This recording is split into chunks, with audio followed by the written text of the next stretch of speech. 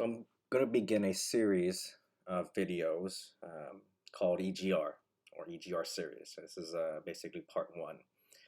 I know some people have questions about the EGR, how it works, what's its purpose, and so forth. So the image before you and the following images are coming from the Ford. It's like call it a coffee table book. And the image here is the EGR cooler from a 6.7 Powerstroke. You can read all the little annotations here, the EGR gas inlet, EGR outlet, EGR valve, actuator.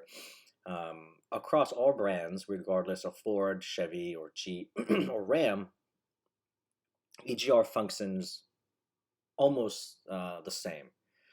They all serve a purpose, and they all do. It all has to do with the EPA and emissions. EGR basically lowers NOx, that's oxides of nitrogen.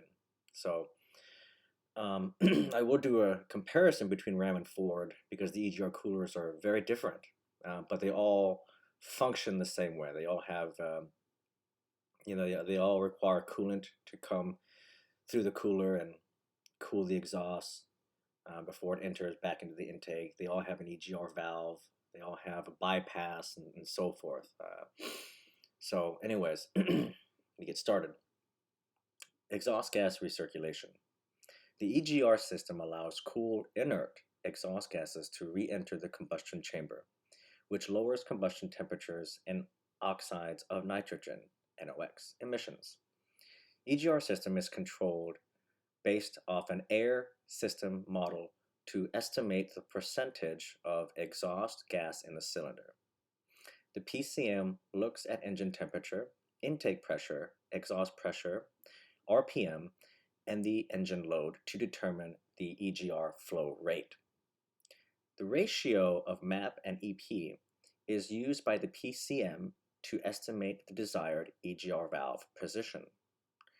The desired position is compared to the actual, and the duty cycle is adjusted to meet that desired position for the required EGR flow rate. If the rate is not achieved with EGR valve position, the intake throttle body closes to a desired position. I'm going to pause right here. Throttle body. Diesels don't use throttle bodies, but it's just a term to discuss the butterfly valve. Ram and Cummins call it a butterfly valve. It's not a throttle body.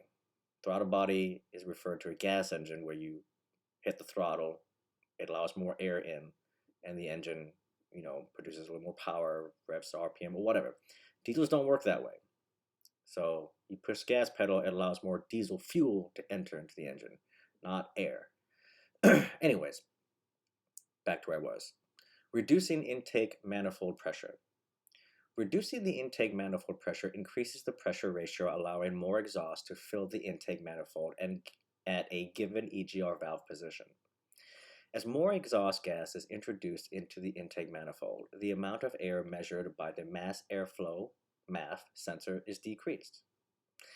The 6.7 Ford Powerstroke has a hot side EGR valve due to it being before the EGR cooler. Once past the EGR valve, the exhaust gas is either directed through the EGR cooler or bypasses the EGR cooler. This is done by the PCM controlling the EGR cooler bypass solenoid, which turns vacuum on or off to actuate the bypass door.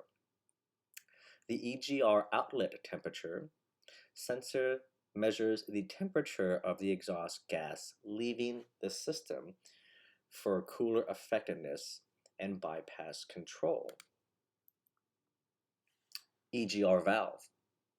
The EGR valve receives a duty cycle signal from the PCM and sends a variable voltage signal from the exhaust gas recirculation valve position sensor back to the PCM to indicate actual position. Internally, it has two valves connected by a common shaft. Exhaust gases are routed from the right exhaust manifold to the center of the valve. When the valve is opened, exhaust gases flow out the top and bottom puppet valves, either through the EGR cooler and to the intake manifold, or directly to the intake manifold if the EGR cooler bypass valve is in bypass position. EGR cooler. The EGR system uses an EGR cooler after the EGR valve. This keeps the EGR valve cleaner than previous engines. The EGR cooler is located on the right valve cover for easier service. The cooler EGR temperature reduces NOx emissions. EGR primary coolant flow. The first part of the EGR cooler is cooled by the primary cooling system.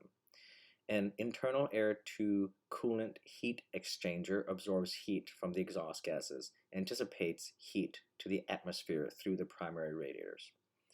So again, this is an image of a 6.7 Powerstroke EGR cooler system. I will, in a part 2, discuss the Cummins EGR cooler system.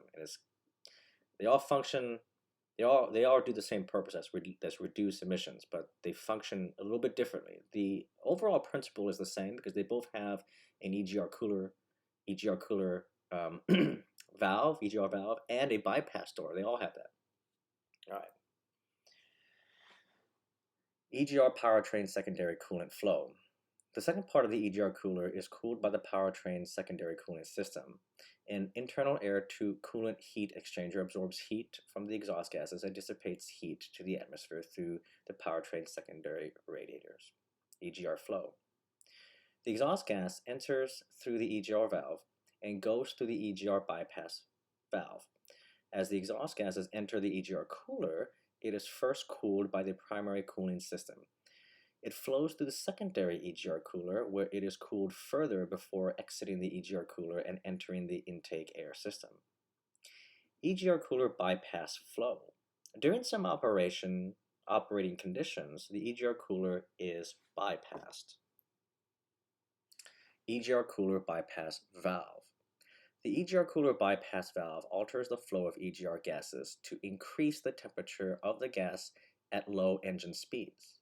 The vacuum-controlled valve is solenoid controlled by the PCM.